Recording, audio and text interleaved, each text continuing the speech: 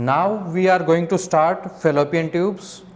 उनके other name क्या है? Uterine tube, oviduct, salpinges. ये यहाँ से स्टार्ट हो रही है, जो यूट्रस के पार्ट से स्टार्ट होती है और ये इधर कंटिन्यू करके ये इधर ये नीचे ओवरी है। ओवरी में फॉलिकल रप्चर होता है, उसको ये फिंगर लाइक प्रोजेक्शंस है उसको कैच करते हैं और फिर यहाँ से फिर ये आगे की तरफ मूव करता है। ठीक है, तो now we will start talking about fallopian tubes. सबसे पहले बात करते हैं तो इसकी लंबाई कितनी है। तो फेलोपियन ट्यूब की लंबाई होती है 10 से 12 सेंटीमीटर और इंचेज में अगर आप डिवाइड करते हैं तो दिस इज 4 इंच। ठीक है, अब बेसिक फंक्शन क्या है इसका? तो it provides nutrition to the developing zygote.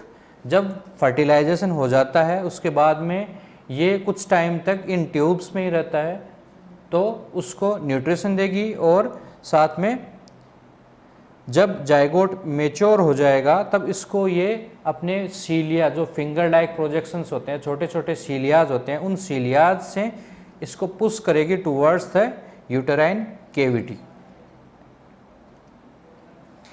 अब फेलोपियन ट्यूब के पार्ट्स कौन कौन से हैं, तो पार्ट्स के बारे में बात करते हैं। तो सबसे पहला पार्ट जो यूट्रस की तरफ है उसका नाम हमने दे रखा है इंटरस्टिशियल और इंटरम्यूरल पार्ट। इंटरस्टिशियल और इंटरम्यूरल पार्ट का मतलब हुआ जो पार्ट यूट्रस के पास से स्टार्ट हो रहा है, तो उस पार्ट की लेंथ होती है 1.25 सेंटीमीटर्स और इसका डायमीटर होता है 1 मिलीमीटर का। द पार्ट ऑफ ट्यूब, इसको बोलते हैं part of tube with in the wall of uterus. ये सबसे यूट्रस के करीब वाला पार्ट होता है, सबसे पास वाला पार्ट होता है और कुछ पार्ट यूट्रस के अंदर भी होता है। This part does not contain longitudinal muscle fibres in the middle mucosal layer. इसके बारे में क्वेश्चन पूछा जा सकता है, ये पोटेंशियल क्वेश्चन है, क्योंकि बेसिकली इसमें हर जगह पर 2 लेयर्स हैं। एक आउटर होती है वो लॉन्गिट्यूडनल लेयर होती है और इनर होती है सर्कुलर लेयर होती है। तो इस पार्ट में कौन सी लेयर नहीं है? इस पार्ट में लॉन्गिट्यूडनल लेयर है वो एब्सेंट है। ठीक है, उसके बाद नंबर 2 पार्ट की तरफ मूव करते हैं। नंबर 2 पार्ट का नाम होता है इस्थमस। इस्थमस की लंबाई होती है 2.5 सेंटीमीटर्स। इसका डायमीटर, इसके अंदर की जो डायमीटर है वो होता है 2.5 millimetres. This is the straight part of tube. ये ट्यूब का एक स्ट्रेट पार्ट होता है। उसके बाद में थर्ड पार्ट जो आता है, थर्ड पार्ट होता है एम्पुला। एम्पुला कौन सा पार्ट है? The part of tube arch over the upper pole of the ovary. जैसा कि आपको मैंने अभी बताया था कि ओवरी से फॉलिकल्स निकलती हैं, उन फॉलिकल्स को फिंगर लाइक प्रोजेक्शंस हैं वो उसको कैच करते हैं और वो ट्यूब के अंदर चला जाता है। तो वो जो ओवरी के ऊपर से पार्ट जो घूम के आ रहा है उस पार्ट का नाम हमने दे रखा है एम्पुला। इस पार्ट की लंबाई होती है 5 to 6 सेंटीमीटर्स और इसका डायमीटर होता है 3 to 4 मिलीमीटर्स का। ठीक है, उसके बाद में फोर्थ पार्ट की तरफ बढ़ते हैं। तो फोर्थ पार्ट का नाम है इनफंडिबुलम।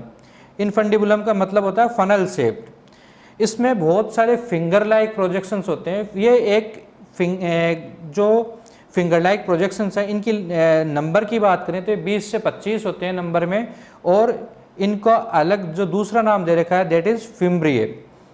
जो लॉन्गेस्ट फिम्ब्रिए होता है उस फिम्ब्रिए का नाम दे रखा है हमने ओवेरियन फिम्ब्रिए, और इस इनफंडिबुलम पार्ट की लंबाई होती है 1.25 सेंटीमीटर्स और इसका इनर डायमीटर होता है 6 मिलीमीटर्स का। तो ये मैक्सिमम डायमीटर है किसी भी ट्यूब की स्ट्रक्चर का। ठीक है, तो जहाँ पर भी मिनिमम या मैक्सिमम होता है वहाँ पे पोटेंशियल क्वेश्चन होता है। तो ये मैक्सिमम डायमीटर कौन से पार्ट का है? तो मैक्सिमम डायमीटर है वो इनफंडिबुलम का है। ठीक है, ये यहाँ से स्टार्ट करते हैं, यहाँ से स्टार्ट करते हैं। तो ये वाला पार्ट अंदर है इंटरस्टिशियल, उसके बाद में आगे की तरफ बढ़ते हैं हम लोग तो इस्थमस, उसके बाद में ये आर्क्ड ओवर पार्ट और ये फिंगर लाइक प्रोजेक्शंस का पार्ट। ये फिंगर लाइक प्रोजेक्शंस हो गए। यहाँ से ओवम रप्चर होके ऊपर की तरफ आएगा और फिर वो ट्रेवल करके इधर आगे यूट्राइन केविटी में आता है। ठीक है, ये बेसिकली ओवरीज हैं, ये अपनी यूटेराइन केविटी है। यूट्रस के अंदर की लेयर को हम, जैसे मैंने पहले बताया था, हम लोग बोलते हैं एंडोमेट्रियम इनर लेयर को, बीच वाली लेयर को हम बोलते हैं मायोमेट्रियम और आउटर लेयर को हम बोलते हैं perimetrium, these are broad ligaments. ठीक है, ये सर्विक्स के बाहर का पार्ट एक्सटर्नल ओस और अंदर का पार्ट इंटरनल ओस।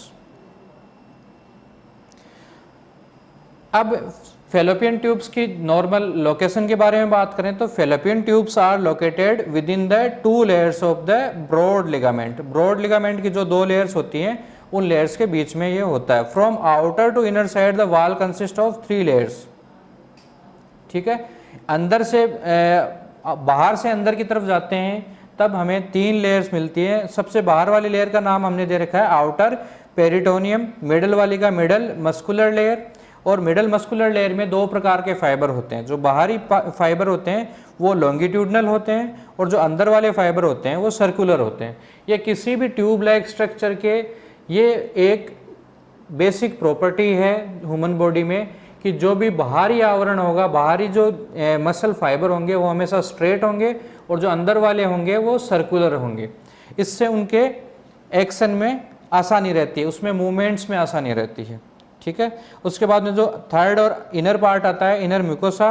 तो म्यूकोसा कौन सी होती है मेनली इसमें सीलिएटेड कॉलुमनर एपिथेलियम होती है।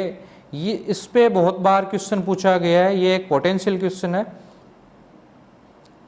प्रीवियस कई एम्स में पूछा गया है।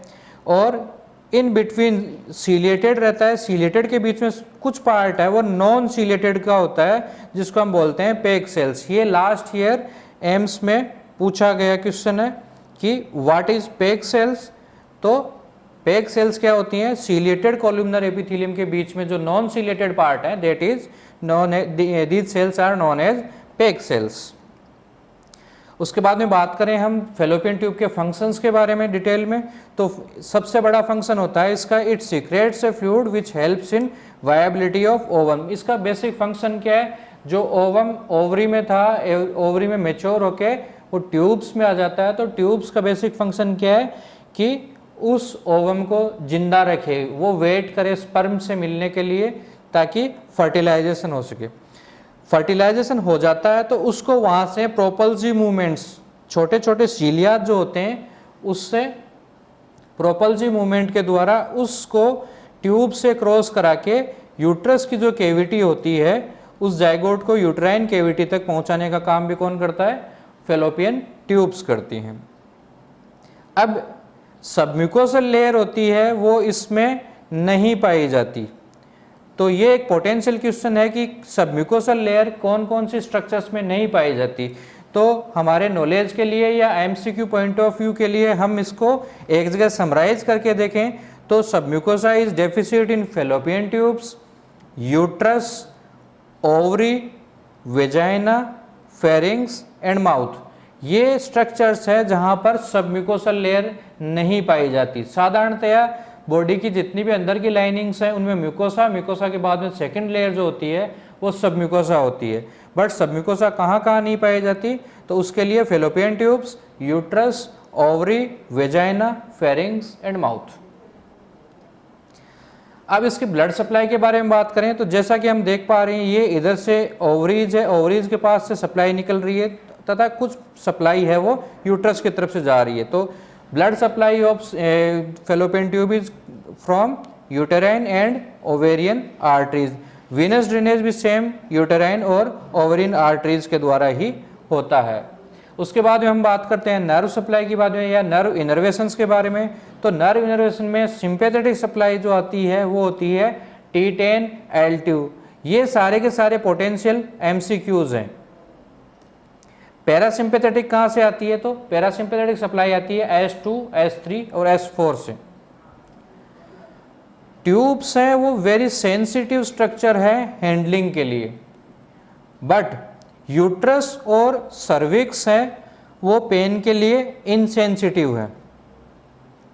इसका क्या सिग्निफिकेंस है, यूट्रस है, यूट्रस इनिशियली कैसा ऑर्गन होता है, इनिशियली ये पेल्विस कैविटी में लाइंग ऑर्गन होता है, बट जब फर्टिलाइजेशन हो जाता है, जाइगोट यूट्राइन कैविटी के अंदर पहुंच जाता है, तब ये बढ़ के एब्डोमिनल कैविटी तक चला जाता है। तो इतनी स्ट्रेचिंग के बावजूद भी फीमेल पेन महसूस नहीं करती।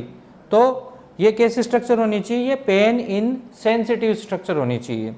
सर्विक्स है, सर्विक्स इनिशियली पूरा क्लोज रहता है, बट जब वो इफेसमेंट होने के बाद में पूरा डायलेट हो जाता है तो डायलेटेशन के दौरान वो 3.3 kg के एक बेबी को पैसेज देता है। वो कई जगह से उसमें कई जगह पे ट्रॉमा भी होता है, बट फिर भी फीमेल वो सहन कर पाती है। क्यों? क्योंकि वो इनसेंसिटिव स्ट्रक्चर है, उसमें कोई सेंसेशन, पेन सेंसेशन नहीं है। बट ट्यूब्स कैसी हैं? ट्यूब्स सेंसिटिव स्ट्रक्चर है। इसका सिग्निफिकेंस ये है कि ट्यूब्स में अगर मान लो गलती से प्रेगनेंसी रुक जाती है, जाइगोट रुक जाता है, वहीं रुक जाता है और ग्रो करने लग जाता है, तो ट्यूब्स में पेन स्टार्ट हो जाएगा और वो पेन होगा, वो इंडिकेट करेगा कि ये एक्टोपिक प्रेगनेंसी हो सकती है। अब ट्यूब्स पेटेंट है या नहीं पेटेंट है, तो उसके लिए एक टेस्ट करा जाता है, जिस टेस्ट को हम बोलते हैं रूबिन्स टेस्ट या इंसफलेशन टेस्ट।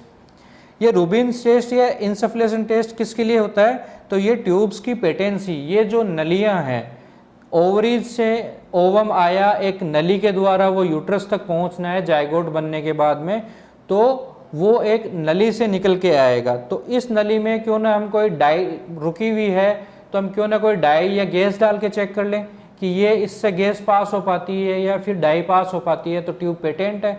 और अगर नहीं हो पाती तो इसका मतलब होगा कि ट्यूब पेटेंट नहीं है। तो यही इस रूबिन्स टेस्ट का बेसिक कॉन्सेप्ट है। इसमें क्या करते हैं हम? कार्बन डाइऑक्साइड ही क्यों लिया, ऑक्सीजन क्यों नहीं लिया, ये भी क्वेश्चन पूछा जा सकता है। तो कार्बन डाइऑक्साइड है वो ज्वलनशील गैस नहीं है, जबकि ऑक्सीजन एक ज्वलनशील गैस है। तो अगर आप बॉडी के अंदर कोई भी प्रोसीजर करना चाहते हो, तब अगर आप उसमें ऑक्सीजन डाल देते हो तो वो अंदर ब्लास्ट कर सकती है, अंदर फट सकती है, आग लग सकती है। तो इनर जो पार्ट्स हैं बॉडी के वो जल सकते हैं। उससे बचने के लिए हम क्या करते हैं? कार्बन डाइऑक्साइड गैस को, सल्फर गैस को इंट्रोड्यूस करते हैं। तो कार्बन डाइऑक्साइड गैस को क्यों चूज करा? क्योंकि ये ज्वलनशील नहीं है। इसमें क्या करेंगे हम? अंडर प्रेशर कार्बन डाइऑक्साइड को डालेंगे थ्रू सर्विक्स से यूट्रस, और यूट्रस से फिर वो जो बाहर जाने के लिए रास्ता बचेगा, देयर 2 ट्यूब्स। अब किसी भी ट्यूब के अंदर से कोई हवा निकलेगी, प्रेशर से हवा निकलेगी, तो वहाँ पे एक साउंड आएगा। इस साउंड को हम बोलते हैं हिसिंग साउंड। ये हिसिंग साउंड सुन लिया हमने स्टेथोस्कोप के द्वारा, तो मतलब क्या हुआ कि ट्यूब के अंदर से हवा पार हो रही है। Tubes are patent. इनफर्टिलिटी या फिर अदर कोई कॉज हो सकता है इनफर्टिलिटी के लिए।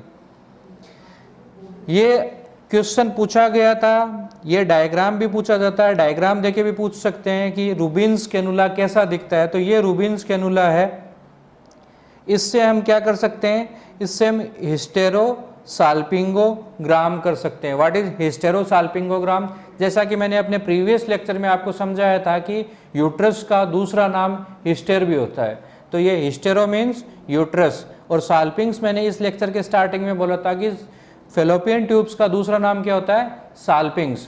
तो हिस्टेरो मतलब यूट्रस और साल्पिंग्स मतलब ट्यूब्स। उनका ग्राफिकल रिप्रेजेंटेशन, आप कोई अंदर कोई डाई डाल के या गैस डाल के उनको चेक कर रहे हो कि वो ट्यूब्स हैं, उनके अंदर से हवा या लिक्विड पास हो पा रहा है, नहीं हो पा रहा है, वो ट्यूब्स, वो नलियाँ कहीं ब्लॉक तो नहीं है, वो ट्यूब्स पेटेंट तो हैं, उसके लिए हम चेक कर सकते हैं। रूबिन्स कैनुला इसका नाम है, और इस डायग्राम को आप याद रखें, ठीक है। अब रूबिन्स टेस्ट परफॉर्म कब करना है? तो Rubin's test is performed 2 days following stoppage of menstrual bleeding, ठीक है। तो ये 2 days में कौन सी फेज रहेगी? उस टाइम पे ईस्ट्रोजन और एफएसएच ये ज़्यादा मात्रा में रहेंगे, तो ये फॉलिकुलर फेज है। ये फेज अगर अभी आप समझ नहीं पा रहे हैं या आपको मेमोराइज करने में परेशानी आ रही, तो जब हम मेंस्ट्रुअल साइकिल के बारे में बात करेंगे तब ये पॉइंट आपके बिल्कुल क्लियर हो जाएगा कि what is follicular phase, what is luteal phase.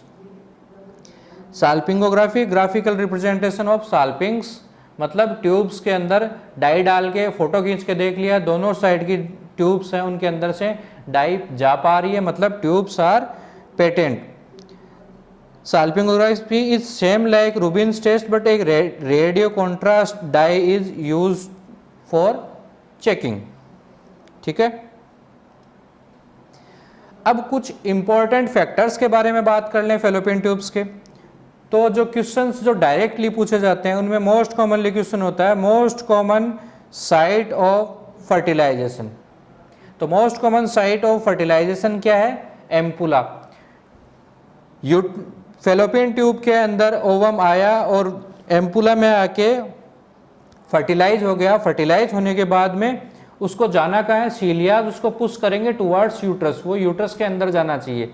But अगर वो यूट्रस के अंदर नहीं जाता और वहीं का वहीं चिपक जाता है तो उसको हम क्या बोलेंगे? एक्टोपिक या ट्यूबल प्रेगनेंसी।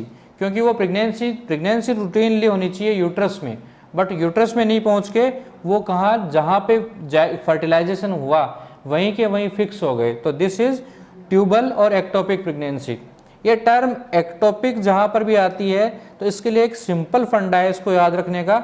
इसमें नॉर्मल टिश्यू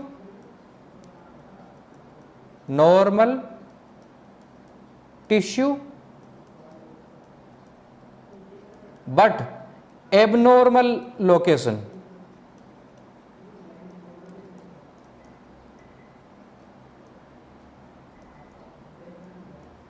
मतलब क्या हुआ कि टिश्यू तो नॉर्मल है, वो नॉर्मली बनता है, नॉर्मली है, बट उसकी जगह है वो एबनॉर्मल है, उसको जहां पर होना चाहिए वहां पर नहीं है, वो दूसरी जगह पर है। इसको हम बोलेंगे एक्टोपिक। एक्टोपिक वर्ड आप कहीं भी यूज कर सकते हैं मेडिकल में, जहां पर ये मेडिकल टर्मिनोलॉजी यूज करी जाती है। इसका मतलब होता है कि वो टिश्यू वहां पर नहीं होना चाहिए था, वो टिश्यू वहां पर नहीं होना चाहिए था, बट वो वहां पर प्रेजेंट है। बट वो कैसा टिश्यू है? वो नॉर्मल टिश्यू है, उसमें कोई कैंसर नहीं है, उसमें कोई पैथोलॉजी नहीं है, वो टिश्यू नॉर्मल है, उसकी जगह सही नहीं है, उसका स्थान सही नहीं है। ठीक है, तो अब अगर क्वेश्चन ये पूछा जाए कि most common site of fertilization ampulla. अब मोस्ट कॉमन फर्टिलाइजेशन अगर एम्पुला में हो रहा है तो मोस्ट कॉमन एक्टोपिक या ट्यूबल प्रेगनेंसी की साइट पूछी जाएगी। वो कहाँ पे होगी? वो वहीं की वहीं बने और वहीं के वहीं चिपक गए, आगे नहीं गए, तो वो भी एम्पुला है। तो most common site of tubal abortion के बारे में पूछा जाएगा। ट्यूबल प्रेगनेंसी कभी भी टर्म तक नहीं जा सकती, वो पहले ही रप्चर कर जाएगी। तो रप्चर करेगी जहां पर सबसे कॉमनली पाई जाएगी वहीं पे वो रप्चर करेगी, तो उसका आंसर भी क्या होगा? Ampulla. But most common site of tubal ligation in tubectomy. Tubectomy क्या होता है कि ये ट्यूब्स हैं, ये ट्यूब्स बेसिकली क्या फंक्शन कर रहे हैं? ये रिप्रोडक्शन में हेल्प कर रहे हैं। बट जब फैमिली कंप्लीट हो जाती है या फिर हस्बैंड एंड वाइफ डिसाइड कर लेते हैं कि अब उन्हें बच्चे फर्दर नहीं चाहिए, तो उस परिस्थिति में हम फीमेल में ऑपरेट करके ट्यूब्स जो बायलेटरल सैल्पिंग्स हैं या बायलेटरल जो फेलोपियन ट्यूब्स हैं उनको हम लाइगेट कर सकते हैं। तो लाइगेशन पे क्वेश्चन पूछा जाता है कि लाइगेशन की मोस्ट कॉमन साइट, लाइगेशन का मतलब होता है ट्यूब को बांधना। तो हम ट्यूब को पकड़ के, ट्यूब है, नली को पकड़ा और उसको बांध दिया, और उस बांधने की साइट है that is proximal isthmus. Most common site of tubal rupture, तो वो भी इस्थमस, क्योंकि इस्थमस में जो इनर डायमीटर है वो कम है।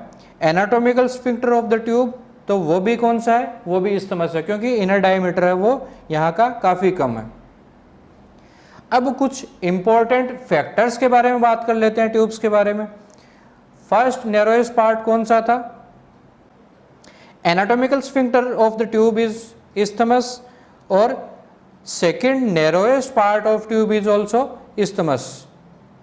फर्स्ट कौन सा होता है? तो फर्स्ट जो इनर पार्ट है, जो यूट्रस के अंदर वाला पार्ट है, इंट्राम्यूरल पार्ट है, वो सबसे नैरोएस्ट पार्ट होगा, और सेकेंड पे isthmus. Best chance of recanalization and रिवेस्कुलराइजेशन।